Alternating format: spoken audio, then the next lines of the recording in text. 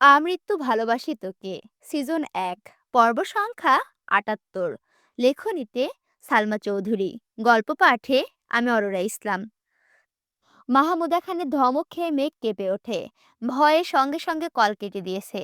মেঘ ভয় পেলেও আবিরের মনে কিঞ্চিত ভয় বলতে নেই।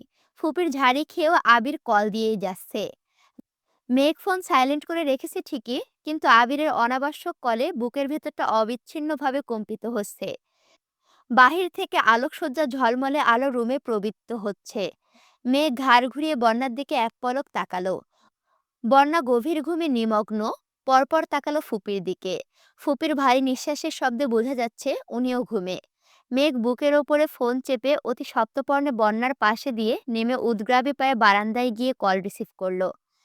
আবির তৎক্ষণাৎ অনচ্ছ কণ্ঠে শুধালো, তোর কি আমার জন্য একটুও মায়া হয় না?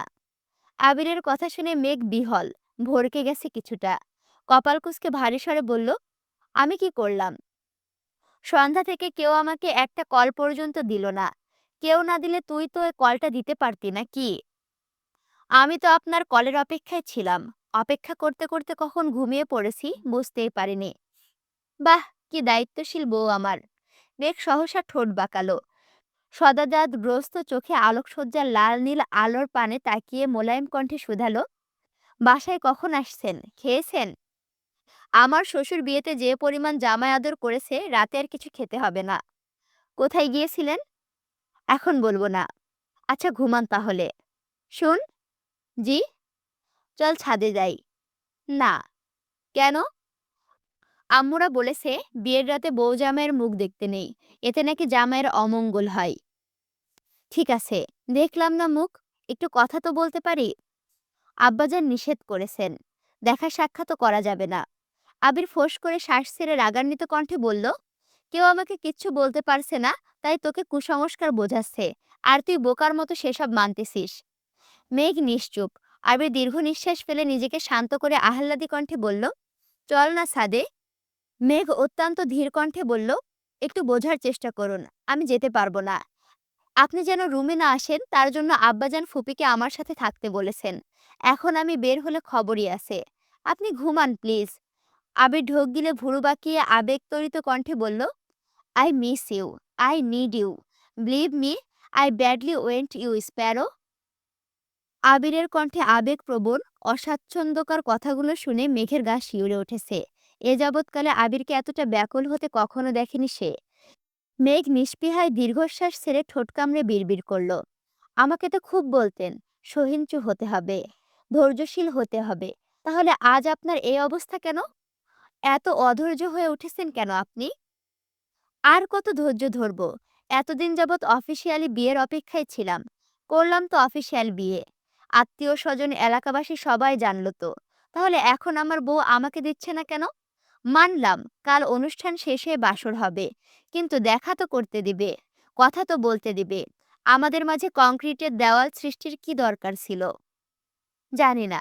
আমার ঘুম পাচ্ছে, ঘুমাবো। আপনিও ঘুমান। বুকের ভেতরে আগুন জ্বললে ঘুমাবো কিভাবে? মেঘ মুচকি হেসে বলল, এক বোতল ঠান্ডা পানি খেয়ে ঘুমান। মেঘ কল কেটে রুমে চলে গেছে। আবির কপালে কয়েক স্তর ভাঁজ ফেলে বিড়বিড় করলো, এত কাহিনী করবে জানলে কমিউনিটি সেন্টার থেকেই পালাতাম।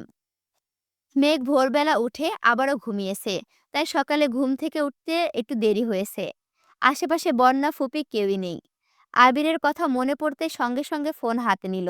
মেঘ আনমনে নেট অন করে ফেসবুকে ঢুকলো। অকস্মাৎ আবিরের পোস্ট দেখে চমকে উঠল।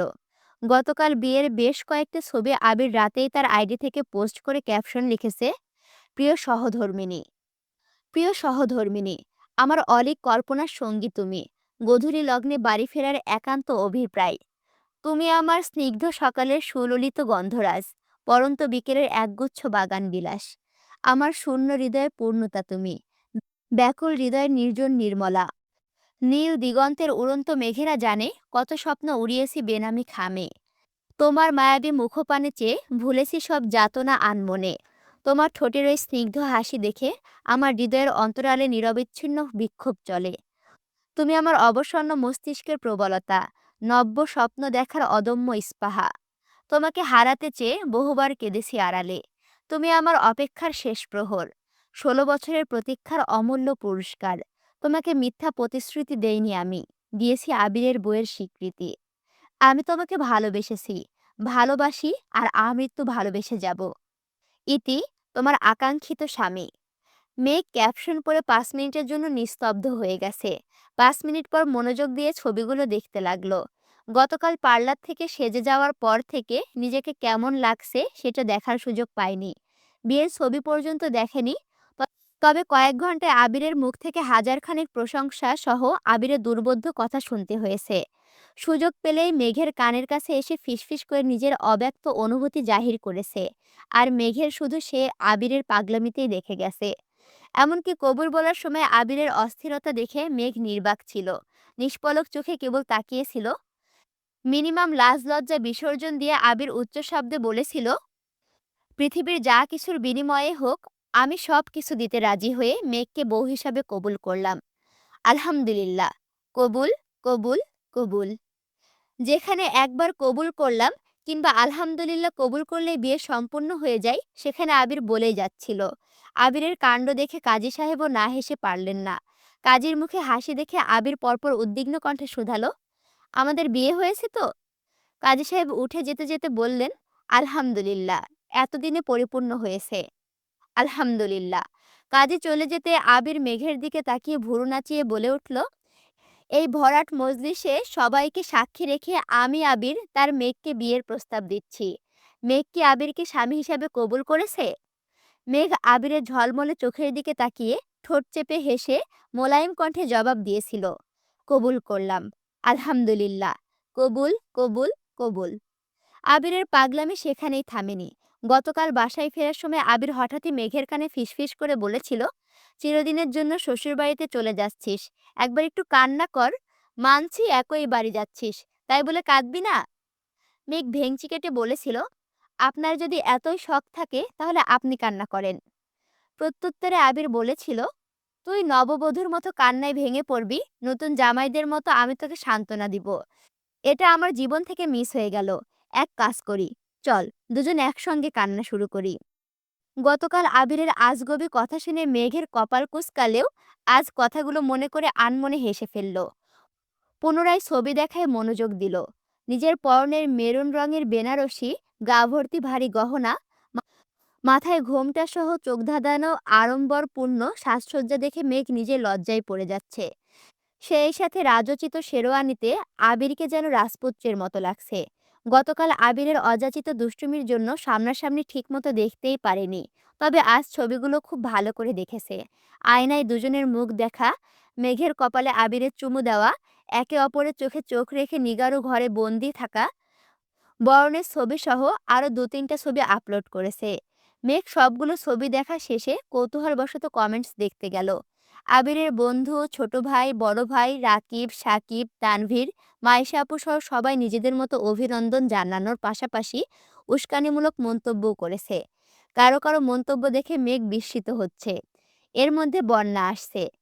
মেঘের লাজুক হাসি দেখে মৃদু স্বরে জিজ্ঞেস করলো, হাসছিস কেন? ভাইয়ের পোস্ট দেখে? মেঘ কপাল কুঁচকে তাকিয়ে জিজ্ঞেস করলো, তুই কিভাবে জানিস? শুধু আমি না, বাড়ির সবাই এখন ভাইয়ের পোস্ট নিয়ে গবেষণা করছে।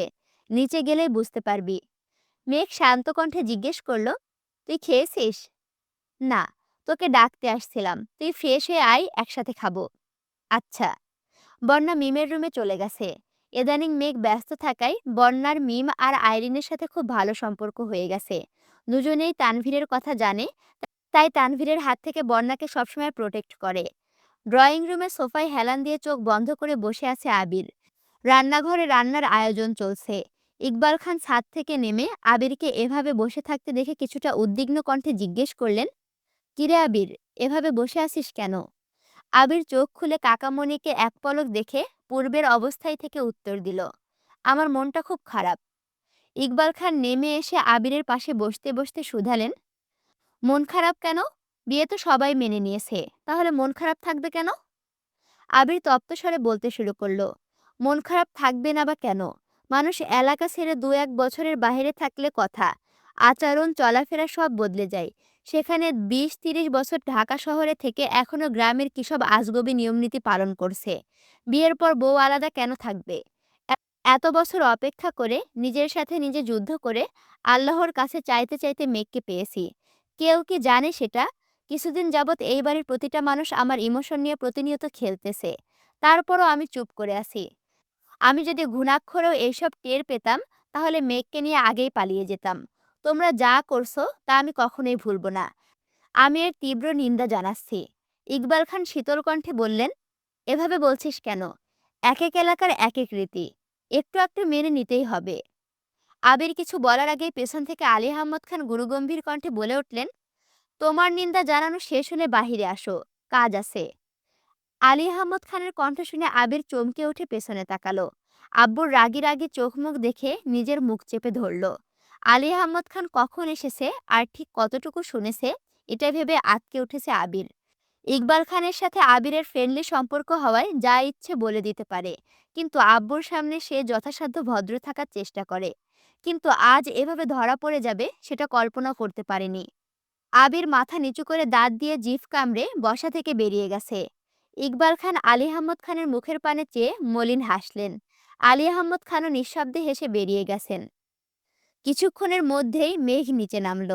মেঘকে দেখে রাকিব অকস্মাৎ বলে উঠল, এই যে ভাবি, আমার বন্ধু ১৬ বছরের অব্যক্ত অনুভূতির বহিঃপ্রকাশে লেখা খোলা চিঠি পড়ে আপনার অনুভূতি কি? মেঘ শাড়ির আঁচল টেনে মাথায় দিয়ে চিবুক নামিয়ে লাজুক হাসল। রিয়া রাকিবকে উদ্দেশ্য করে বলল, ভাইয়া সবেই প্রকাশ করেছে।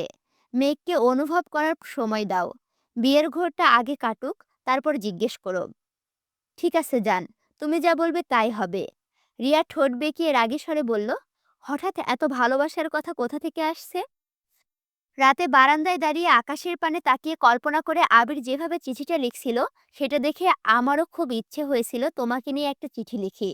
কিন্তু বিশ্বাস করো, তুমি ফাল্গুনের সেই রক্তিম শিমুল ফুল আমার হৃদয়ের। এরপর আর কিছু ভেবেই পাচ্ছিলাম না।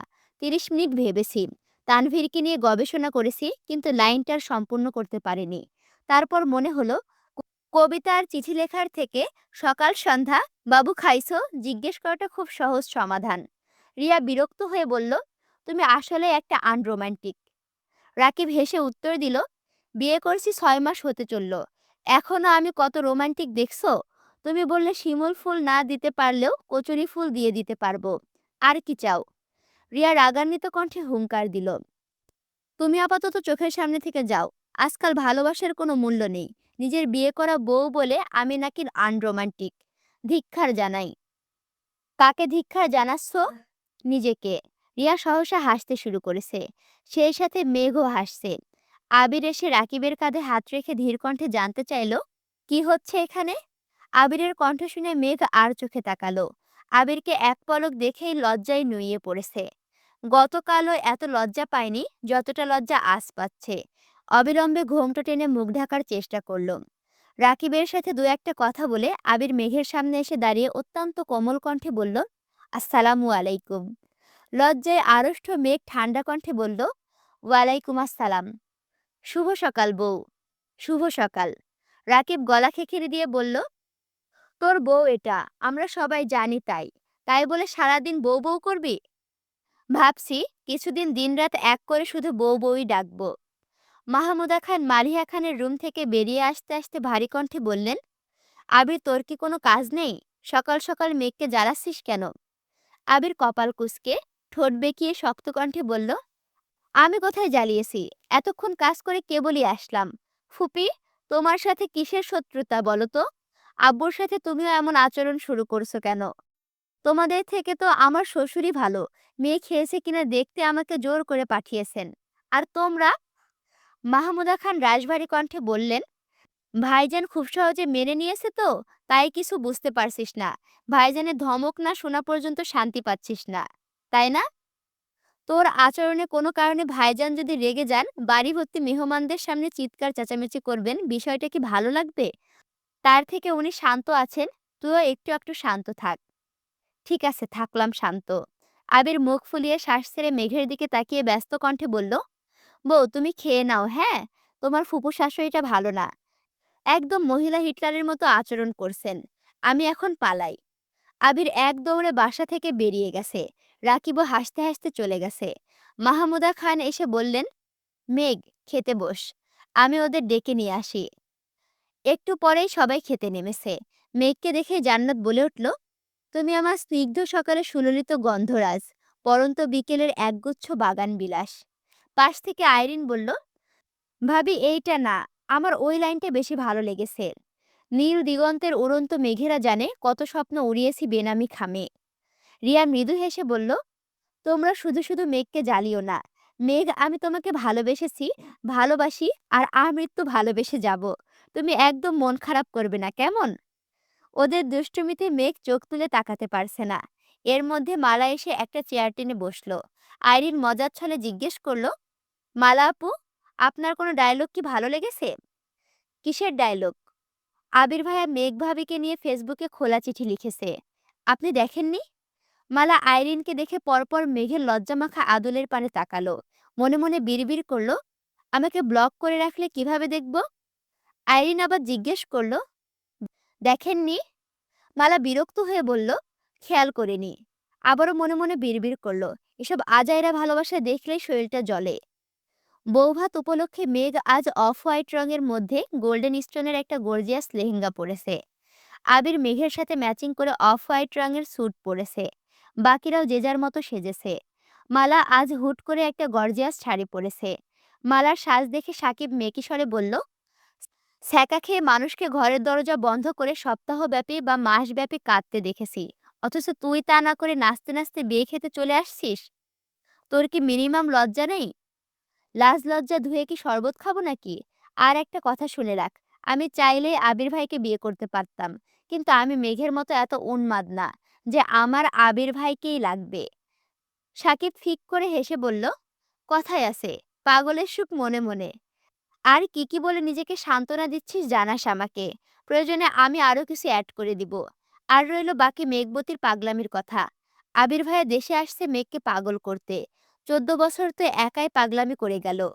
ভাইয়ার কি ইচ্ছে হয় না মেঘবতী তার জন্য একটু পাগলামি করবে, বাড়ি ফেরার অপেক্ষায় থাকবে, তাকে দেখার জন্য বা একটু কথা বলার জন্য উতলা হয়ে থাকবে, তার দিকে কেউ তাকালে অগ্নিকন্যার রূপ নিবে। মূল কথা, ভাইকে পাগলের মতো ভালোবাসবে।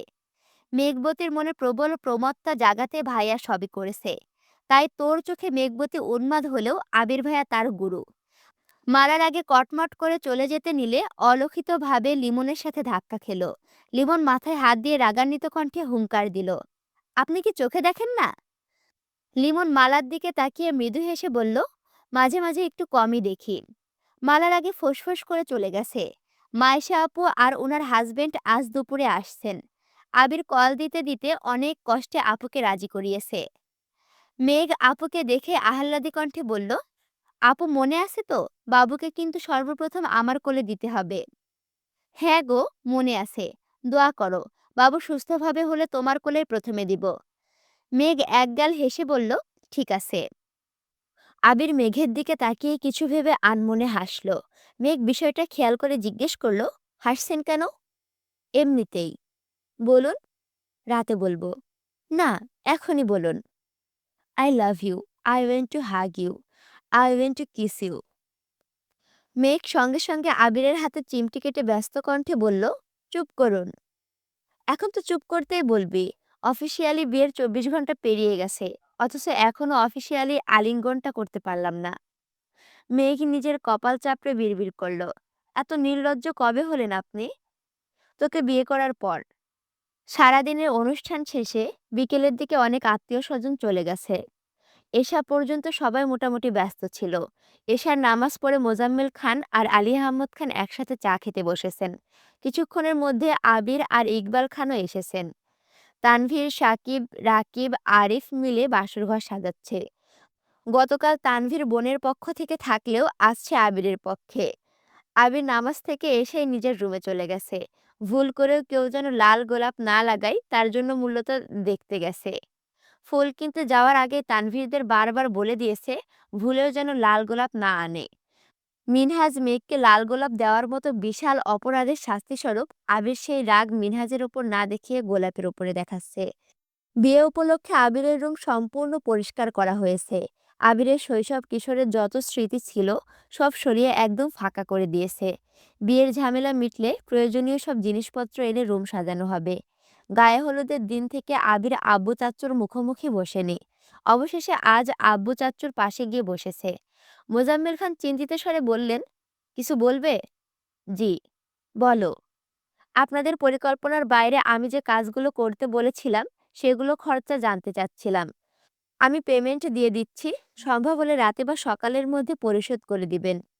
আলী আহমদ খান ঠান্ডা কণ্ঠে বললেন, তোমার দিতে হবে না আব্বু, আমি আগেই বলে রেখেছিলাম অন্ততপক্ষে আমার পরিকল্পনাগুলোর টোটাল পেমেন্ট আমি করব। মোজাম্মেল খান আস্তে করে বললেন, আচ্ছা তুমিই কইরো, কিন্তু এত তাড়াহুড়ো করার প্রয়োজন নেই।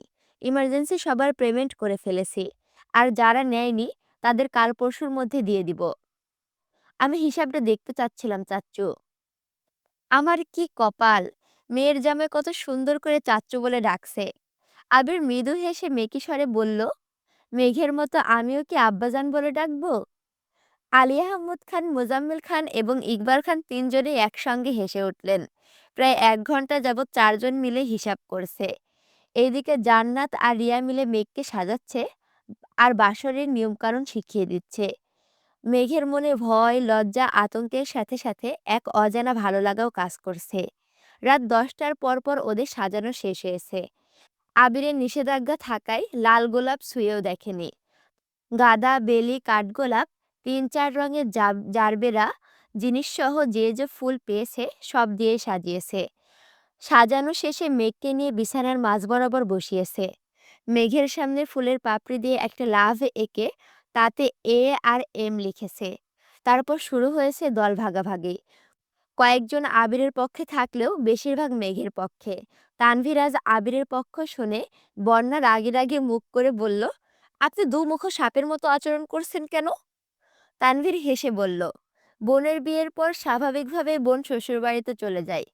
ভাগ্য ভালো আমার, বোন আমার চোখের সামনেই আছে। বোনের শ্বশুরবাড়ির অন্য কোথাও হলে আজকের বাসরঘর সাজানো অসম্ভব ছিল। তাছাড়া বড় ভাই হয়ে ছোট বোনের বাসর আটকানোটা কেমন শোভা পায় না। বন্যা আর কিছু বলেনি। এদিকে আবিরদের হিসাব নিকাশের এক পর্যায়ে মোজাম্মেল খান বললেন, অনেক তো হিসাব দেখলে, এখন বরং যাও তুমি। আবির ঘাড় ঘুরিয়ে মালিহা খানকে উদ্দেশ্য করে বলল, আম্মু, তোমাদের যা যা নিয়ম কানুন আছে তাড়াতাড়ি শেষ করো, আমার ঘুম পাচ্ছে। মোজাম্মেল খান অকস্মাৎ কাশতে শুরু করলেন। ইকবাল খান আবিরের হাত চেপে বিড়বিড় করে বলল, বাবা চাচারা আছে, কথাবার্তা একটু সাবধানে বল। আবির ভুরু কুঁচকে মনে মনে বিড়বিড় করল, গত ২ রাতে এক ফোঁটাও ঘুমাতে পারিনি, এখন বিয়ে করেছি বলে কি ঘুম পেলেও বলা যাবে না? আবির নিশ্চুপ দেখে মোজাম্মেল খান স্বাভাবিক কণ্ঠে বললেন, বাকিগুলো সকালে রেখে নিও। আবির তপ্ত স্বরে বলল, আর কিছু দেখতে হবে না, যা লাগবে তানভীরকে বললেই হবে। মাহমুদা খান এসে মৃদুস্বরে বললেন, আবির, তুই এখন রুমে যেতে পারিস। আবির হঠাৎই যেন কেমন লজ্জা পাচ্ছে, লজ্জায় উঠে যেতে পারছে না। আলী আহমদ খান অকস্মাৎ বকে উঠলেন, এত লজ্জা পেতে হবে না, যাও। আবির মাথা নিচু করে উঠে রুমের দিকে চলে গেছে। রুমের সামনে যথারীতি দুই দল মানুষ দাঁড়িয়ে আছে।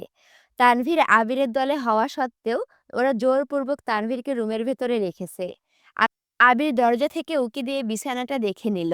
মাথায় ঘোমটা দিয়ে নববধূ বিছানায় বসে আছে। আবির বাকিদের উদ্দেশ্যে স্বাভাবিক কণ্ঠে বলল, কি চাই? তেমন কিছু না। রাকিব আবিরের পাশ থেকে বলে উঠল, আচ্ছা যত ইচ্ছে দে, আমি বারণ করব না। কারণ বাসর আমিও সাজিয়েছি, ভাগ আমিও পাবো। আবির রাকিবের দিকে তাকিয়ে হাসল।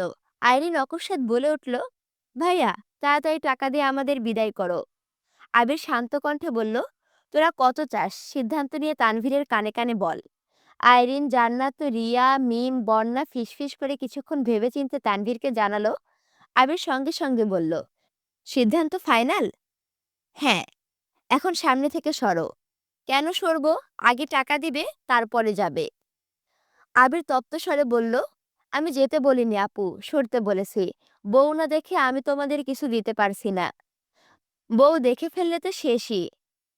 তোমরা যেমন আমাকে বিশ্বাস করতে পারছো না, তেমন আমিও পারছি না। আমার বউয়ের জায়গায় অন্য কাউকে যে বসিয়ে রাখোনি তার কি গ্যারান্টি আছে? তোমাদের সহজ সমাধান দিয়েছি। তোমাদের অ্যামাউন্ট আমি না জানলেও তানভীর জানে। আমার বউ ঠিকঠাক থাকলে তোমরা তোমাদের প্রাপ্য পেয়ে যাবে।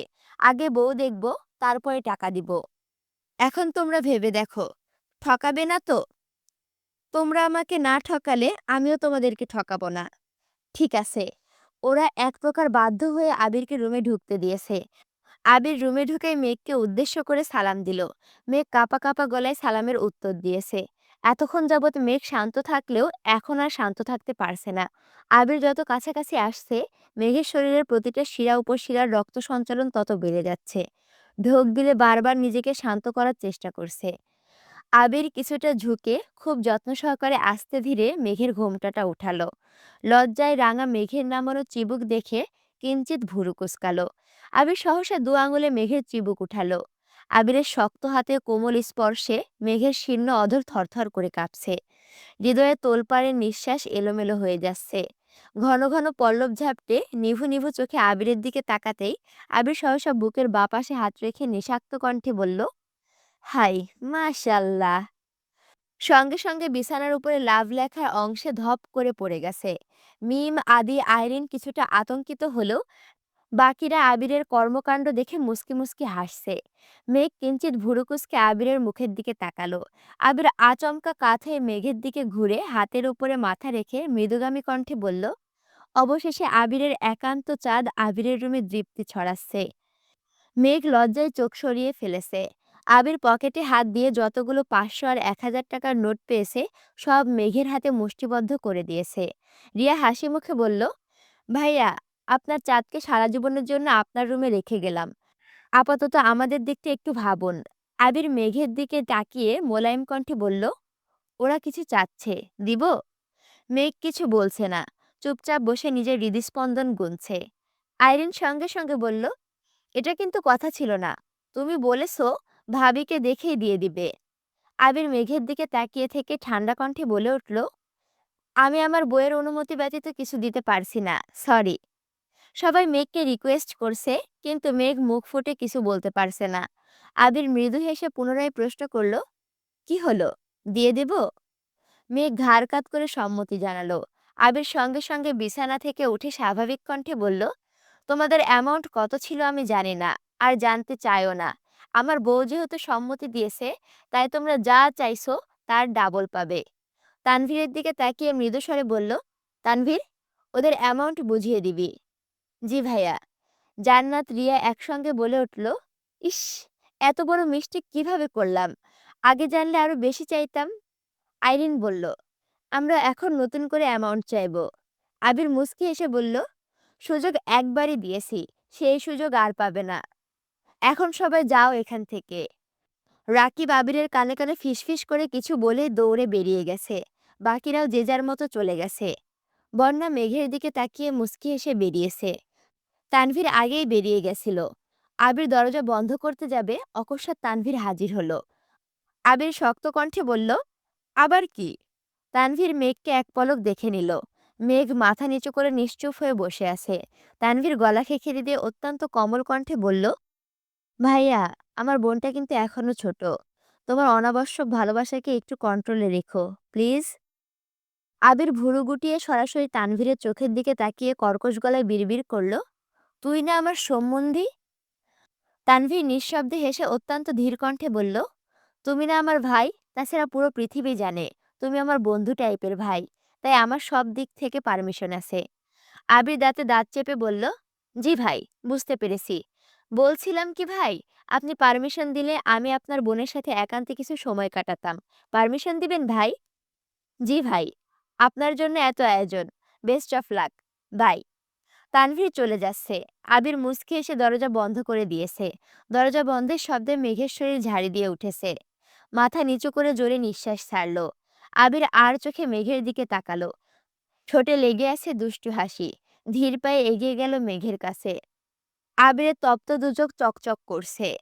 উৎকণ্ঠায় মেঘের চিবুক নেমে গলায় ঠেকেছে। ক্ষীণ বক্ষের তীব্র কম্পনে শরীর ঘেমে একাকার অবস্থা। আবির আগপাশ না ভেবে আচমকা মেঘের কোলে মাথা রেখে শুয়ে পড়েছে। অপ্রত্যাশিত ঘটনায় মেঘ চমকে ওঠে। বুকের ভেতর পর্যন্ত স্তব্ধ হয়ে গেছে। মেঘ সঙ্গে সঙ্গে চোখ বন্ধ করে ফেলেছে। হাত পা সহ সারা শরীর থরথর করে কাঁপছে। আবির অকস্মাৎ জামা কাপড়ের ওপর দিয়ে মেঘকে জড়িয়ে ধরে পেটে মুখ গুজল। আবিরের অবাঞ্ছিত স্পর্শে মেঘের জোরালো বক্ষস্পন্দন আরো বেশি জোরালো হতে শুরু করেছে। নীরবে ঢোক গিলে এলোমেলো নিঃশ্বাস ছাড়ছে। আবির ভয়ঙ্কর আবেশে আবদ্ধ। সুদীর্ঘ আকাশের অস্পষ্ট প্রণয়ের অফিসিয়াল অনুমোদন পেয়েছে আজ। মেঘের শরীর থেকে আসা বিমুগ্ধকারী ঘ্রাণটা আবিরের নাসারন্ধের সঙ্গে সঙ্গে হৃদয়ের তোলপাড় চালাচ্ছে। আবির এক মনে সেই ঘ্রাণটা উপলব্ধি করছে। মেঘের অভিমানে নাক ফুলানো, গায়ের তীব্র গন্ধ, দরদি স্পর্শ, আহ্লাদ কণ্ঠের আবদার পূরণের পরিপূর্ণ অধিকার পেয়েছে আজ। এই মেঘ একান্ত আবিরের। পৃথিবীর আর কারো সাধ্য নেই যে আবিরের কাছ থেকে মেঘকে দূরে সরাবে।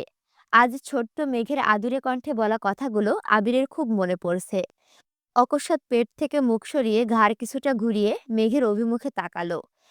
মেঘের বন্ধ চোখের পাতা আর কম্পিত অধর দেখে আবির আনমনে হেসে অত্যন্ত মোলায়েম কণ্ঠে বলল, তুমি আমার বহু প্রতীক্ষিত একান্ত অভিলাষ, হৃদয়ের মণিকোঠায় সংগোপনে রাখা নির্মম প্রয়াস।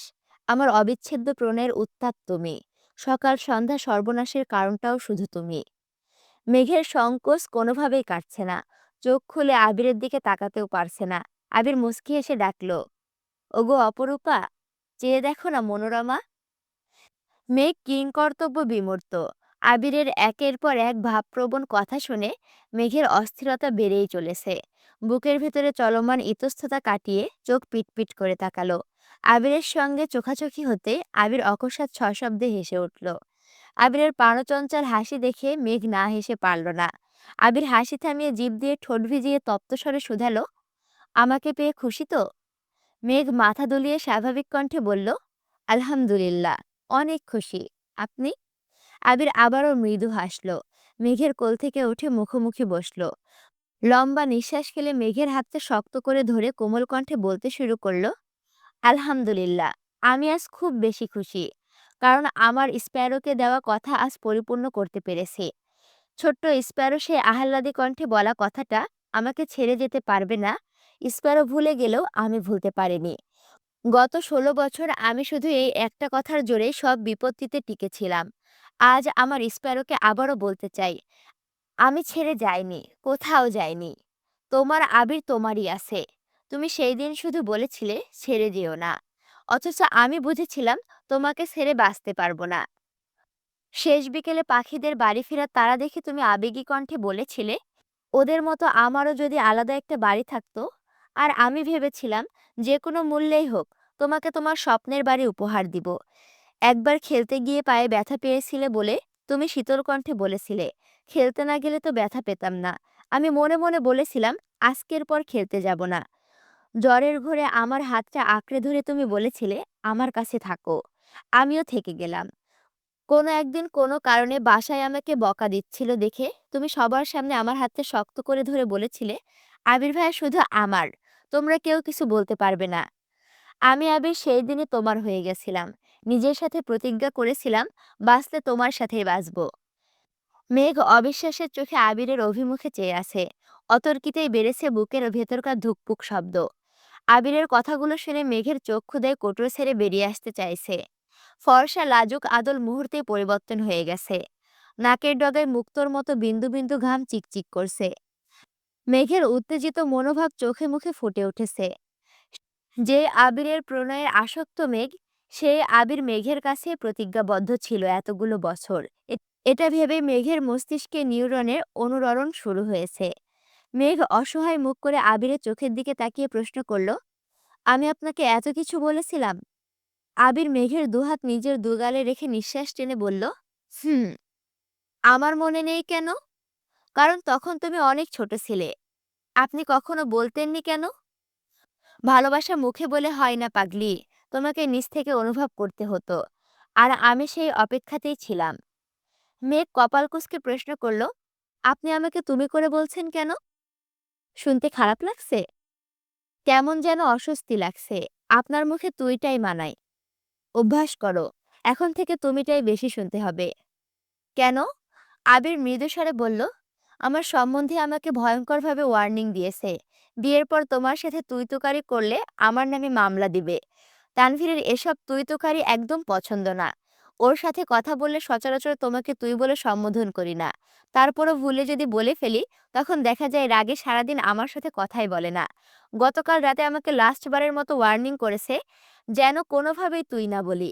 পার্সোনালি ঘরে দরজা বন্ধ করে তুই বললেও আমার সম্বন্ধী বাবা-মা, শ্বশুর-শাশুড়ি কিংবা কোনো আত্মীয়র সামনে কোনোভাবে তুই বলতে পারব না। মেঘ অভিবিষ্টের ন্যায় চেয়ে থেকে শান্ত কণ্ঠে শুধালো, আপনি ভাইয়াকে ভয় পান? না, তোমাকে ভয় পাই। মানে? আবির মেঘের হাত গাল থেকে নামিয়ে বুকের উপরে রেখে বলতে শুরু করলো, তোমাকে হারানোর ভয়ে আমার এই যে এইখানটা বারংবার কেঁপে ওঠে। আবিরকে ধ্বংসের একমাত্র অস্ত্রই মেঘ। তানভীর সহ আমার কাছে মানুষজন খুব ভালোভাবে জানে আমার জীবনে তোমার অস্তিত্ব ঠিক কতখানি জুড়ে। আমাকে কোনো কিছুতে রাজি করাতে ব্যর্থ হলে ইচ্ছাকৃত তোমার নাম নেয়, কারণ তারা জানে তুমি আমার একমাত্র দুর্বলতা। এই যে তুমি কত শত কুসংস্কার মানো, কিছু হবে না যেন আবেগে নাচো, আমিও ঠিক তেমন। তোমার নামে কিছু শুনলে বুঝে না বুঝে রিয়্যাক্ট করি, নিজের ওপর নিয়ন্ত্রণ হারিয়ে ফেলি। অন্ততপক্ষে তোমাকে নিয়ে তানভীরের সাথে আমি কোনো রকম অভ্যাসে জড়াতে চাই না। তাই ও যা বলেছে আমি মেনে নিয়েছি। আবিরের উৎকণ্ঠা দেখে মেঘ প্রতিনিয়ত আশ্চর্যের চূড়ায় পৌঁছে যাচ্ছে। মেঘ নির্বাক চোখে তাকিয়ে গভীর মনোযোগ দিয়ে আবিরকে দেখছে। আবির কয়েক মুহূর্তেই মেঘের মায়াবী আদলে চেয়ে থেকে আনমনে হেসে বলল, ম্যাম, এভাবে তাকিয়ে আমাকে আগেভাগে দুর্বল করে দিবেন না। আপনার সাথে আমার অনেক কথা আছে। আবিরের কথায় মেঘের ভাবনা সুতো ছিঁড়েছে। কপালে ভাঁজ ফেলে মৃদুস্বরে বলল, কি কথা? আগে নামাজ পড়ে রবের কাছে শুকরিয়া আদায় করি, তারপর বলবো। যাও, ফ্রেশ হয়ে অজু করে আসো। আবির মেঘের হাত ছেড়ে বিছানা থেকে নেমেছে। এত কথোপকথনের ভিড়ে রিয়া আর জান্নাতে শিখিয়ে দেওয়া নিয়মকানুনের কথা মেঘ ভুলেই গিয়েছিল। মেঘ ঝটপট বিছানা থেকে নেমে আবিরের পায়ে হাত দিয়ে সালাম করতে নিলে, কিন্তু সালাম করার আগেই আবির মেঘের দুই বাহু ধরে উঠিয়ে আলতোভাবে বুকে জড়িয়ে মোলায়েম কণ্ঠে বলল, তোমার অবস্থান আমার পায়ে নয়, হৃদয়ে। আজকের পর কোনোদিন পায়ে হাত দিয়ে সালাম করার চেষ্টাও করবে না, মনে থাকবে? জি। আবির মেঘকে ছেড়ে ড্রেসিং টেবিলের ওপর থেকে ফোনটা হাতে নিয়ে ব্যালকনির দরজায় হেলান দিয়ে দাঁড়িয়ে কিছু একটা করছে। এইদিকে মেঘ মনে মনে হাবিজাবি ভাবছে আর ব্যস্ত হাতে গহনা খুলছে। গলার একটা গহনাকে খুলতে গিয়ে চুলে টান পড়তেই মেঘ ব্যথায় উফ করে উঠেছে। আবির সহসা ফোন টেবিলের উপরে রেখে মেঘের কাছে এসে জিজ্ঞেস করলো, কি হয়েছে? চুলে টান লেগেছে।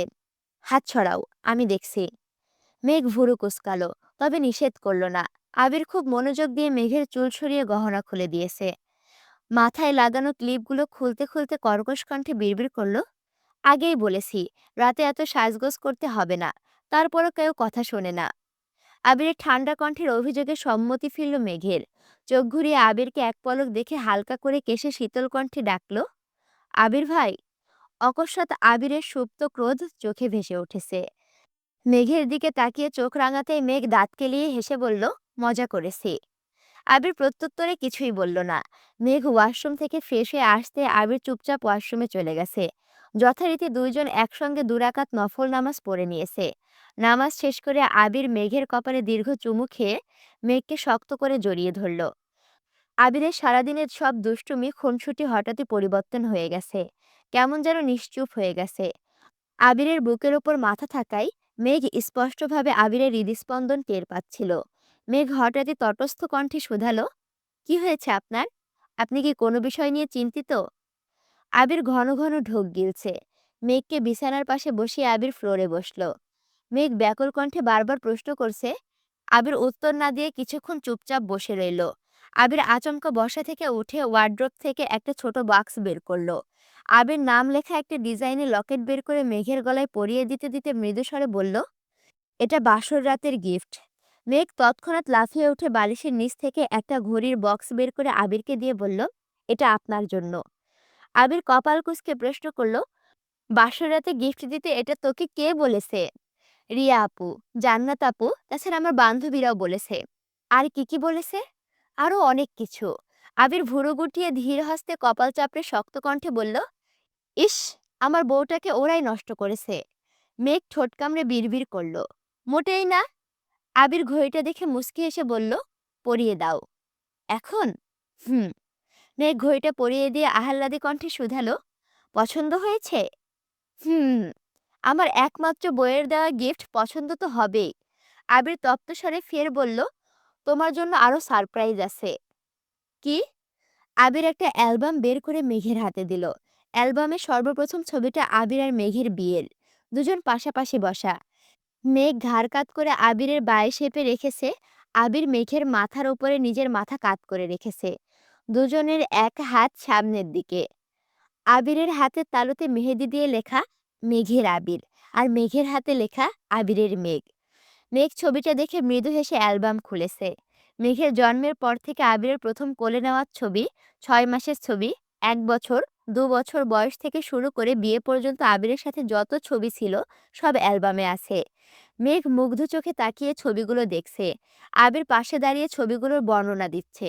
ছোটবেলার ছবিগুলো ফ্যামিলির অ্যালবাম থেকে সংগ্রহ করা।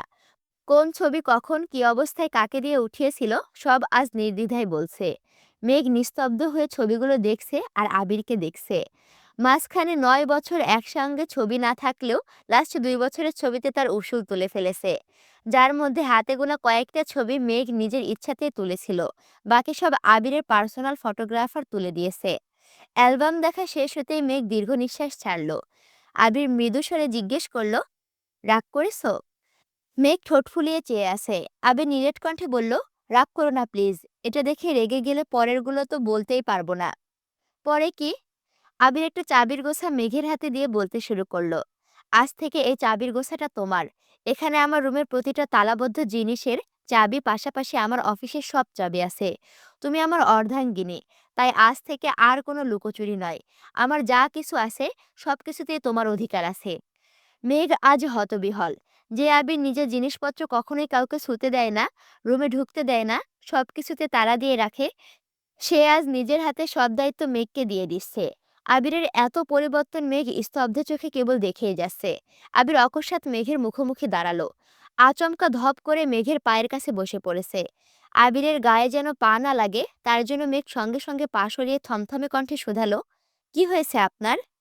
আবির পেছন থেকে একটা সুন্দর গিফট বক্স বের করে মেঘের হাতে দিল।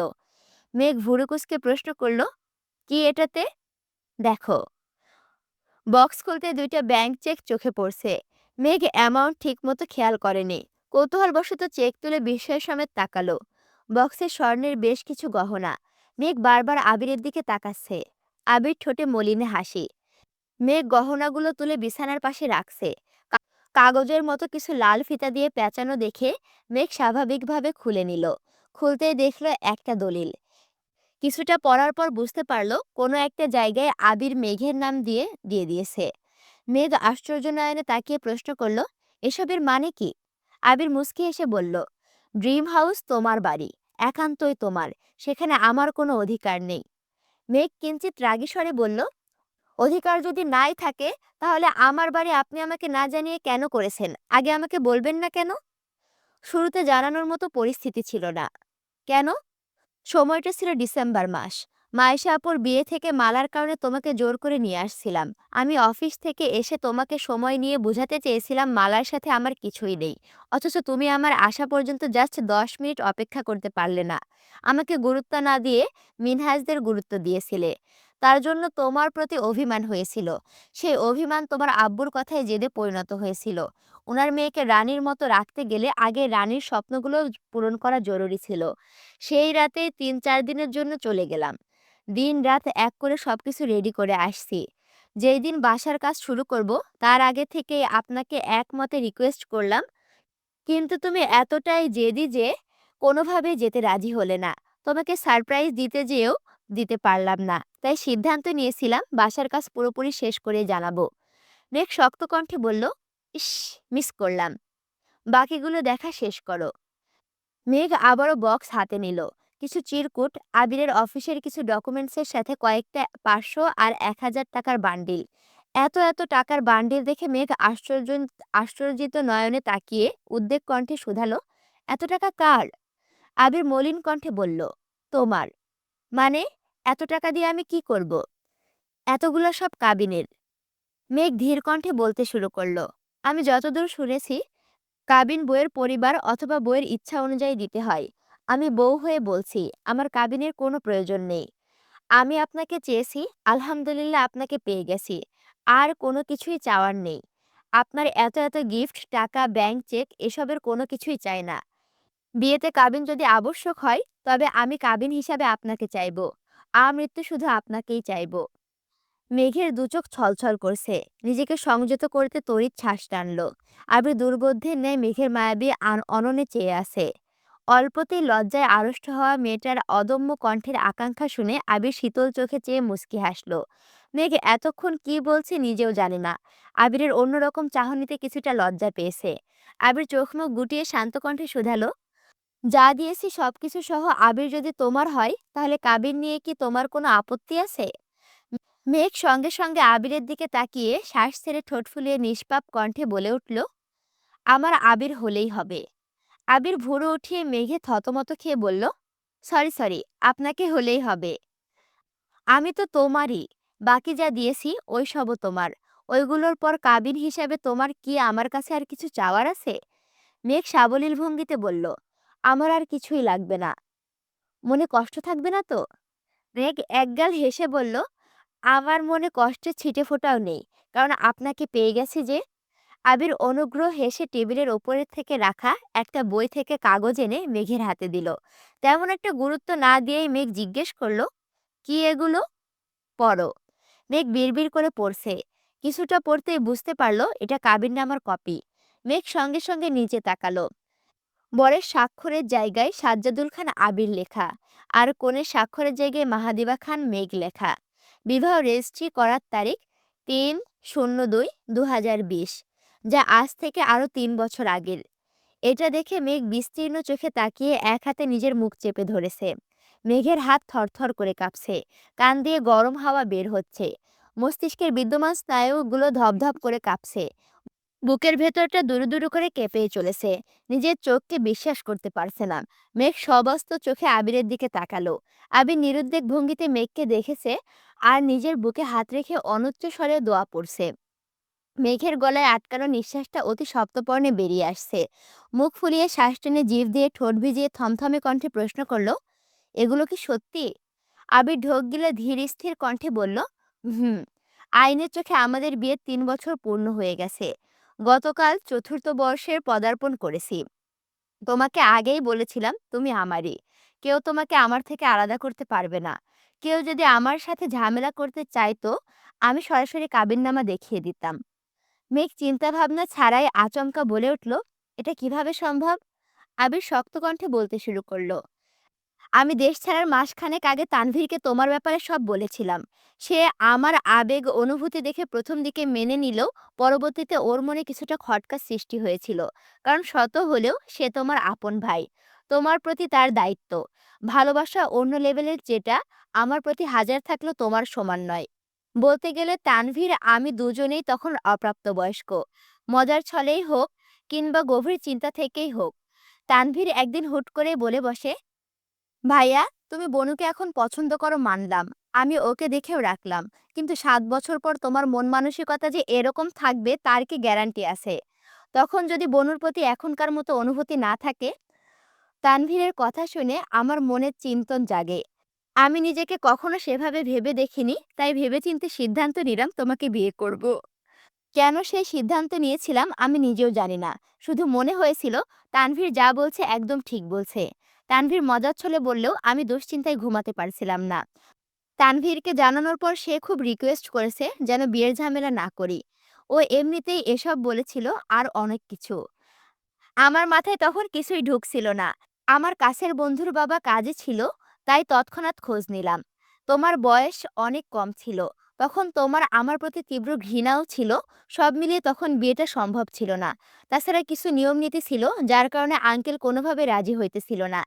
কিন্তু তখন আমার একটা জেদ ছিল, যেভাবেই হোক বিয়ে আমার করতেই হবে। আঙ্কেলকে বিস্তারিত বুঝিয়ে খুব কষ্টে রাজি করিয়ে রাকিব, তানভীর আর সুজনের উপস্থিতিতে বিয়ের কাজ সম্পূর্ণ করে দেশ ছাড়ি। আবির দীর্ঘশ্বাস ছেড়ে পুনরায় বলতে শুরু করলো, বিশ্বাস করো, আমি তখন কোনো কিছুই ভাবিনি, এত কিছু বুঝিনি। শুধু বুঝেছিলাম তোমাকে আমার লাগবে, সেটা যে কোনো মূল্যেই হোক। মস্তিষ্কে শুধু একটাই চিন্তা ঘুরপাক খাচ্ছিল, তোমাকে বৈধতা চাদরে মোড়ানো। পাওয়া না পাওয়ার মাঝে আমি তখন বাস্তবিক জ্ঞান হারিয়ে ফেলেছিলাম। ভবিষ্যতে কি হবে বা হতে পারে সব ভুলে গিয়েছিলাম। বিয়ে সম্পূর্ণ হবে না জেনেও আবেগের তাড়নায় বিয়ে করেছিলাম। নিশ্চুপ মেঘ এবার মুখ খুলল। কিছুটা বিস্মিত হয়ে জানতে চাইল, আমার সাইন কে দিয়েছিল? তুমি? কিভাবে? আমি তো এসবের কিছুই জানতাম না। মনে আছে তানভীর একদিন ঘুরতে নিয়ে তোমাকে বিয়ের কথা বলেছিল? হ্যাঁ, মনে আছে। আমাকে এমনই একটা কাগজে সাইন করতে বলেছিল। আমি জিজ্ঞেস করেছিলাম এটা কিসের কাগজ। ভাইয়া বলেছিল বিয়ের।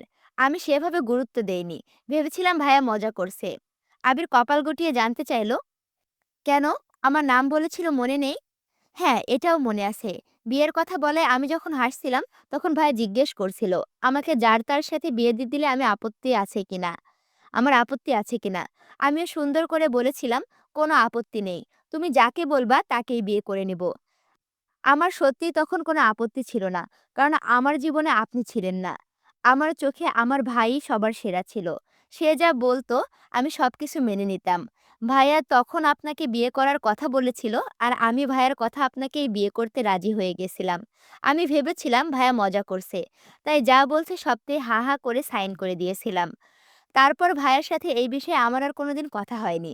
ভাইয়া কিছু বলেনি আর আমি সেই ঘটনা বেমালুম ভুলেই গিয়েছিলাম। আবির মলিন হেসে বলল, ওই দিনই তোমার সাথে আমার বিয়ে হয়ে গিয়েছিল। তানভীরের সাথে সাথে সেইখানে কাজী সাহেব, সুজনরা উপস্থিত ছিল, তাছাড়া ফোনে আমিও ছিলাম। মেঘ হা করে আবিরের দিকে তাকিয়ে আছে। আবির গলা খেকিয়ে দিয়ে আবারও বলতে শুরু করলো, আমি সাইন করার দিনই তোমাকে বউ হিসাবে কবুল করেছিলাম, কিন্তু তোমারটা বাকি ছিল। তোমাকে বিস্তারিত বোঝানোর পরিস্থিতি ছিল না, তাই তানভীর যেভাবে পেরেছে ম্যানেজ করেছে। আমার কথা ছিল, যেহেতু তোমার সাথে তখন মানসিক বা শারীরিক কোনো সম্পর্কে আমি জড়াবো না, তাই শুধু আইনি কাজটা সম্পূর্ণ করে রাখবো। বাসায় এসে যেভাবে হোক তোমাকে পটিয়ে বাসার সবার অনুমতি নিয়ে তোমাকে বিয়ে করব। আমি নির্বোধ ছিলাম, কারণ আমি তখনও আবেগে গা ভাসাচ্ছিলাম। আমাদের বিয়ে আইনিভাবে নিবন্ধিত হয়ে গিয়েছিল। আমার এত বছরের ভালোবাসাকে আইনি স্বীকৃতি দিতে পেরে মনের সুখের হাওয়া বইছিল। আমার আকাশে বাতাসে বিয়ের আমেজ ছিল, কিন্তু সেই আমেজ বেশিদিন থাকলো না।